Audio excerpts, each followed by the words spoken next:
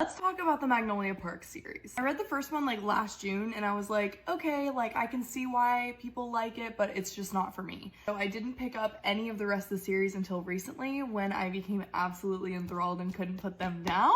You know nothing about the series. It's not your typical romance. I would more classify this as like a, how do you even classify this? Like, why are we rooting for these people and then you still want to root for them? And then something very interesting that Jessa Hastings does is these two books follow Magnolia and BJ and their story. And then these two books follow Daisy Hates and her story with Christian and also her brother Julian Hates. So these two books happen at the exact same time, but following different character POVs. And then the same thing with these two, and you have to read them in the correct order, which is Magnolia Parks, Daisy Hates, Magnolia Parks Long Way Home, Daisy Hates The Great Undoing, and then Magnolia Parks Into the Dark, which is what I'm reading right now. And it's an uncompleted series, but Magnolia Parks Into the Dark is the last Magnolia Parks book. The last two will be Daisy Hates. I am typically just like your classic romance reader or romantasy or fantasy. So these books were definitely out of my comfort zone, and I think that's why the first book didn't intrigue me a lot.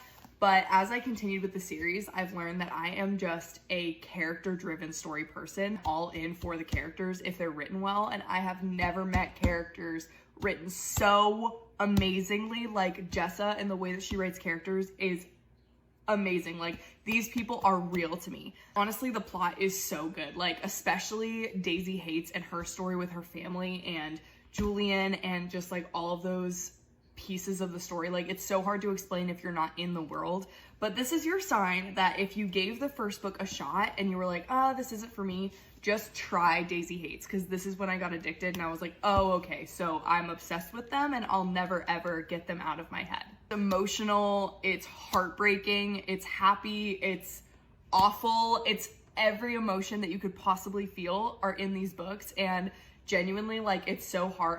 I feel like initially, like, I was like, oh, like, there's no way that this series is gonna make me feel so much. It will, it does. The way that I was only 26 pages into this when I cried already, and also just the way Jessa describes mental health, describes grief, describes love and falling in love. I have never seen an author describe things so beautifully. There's no way you can convince me these characters aren't real. So this is your sign. Time to give Daisy Hates a try if you've only tried Magnolia Parks. Just trust me.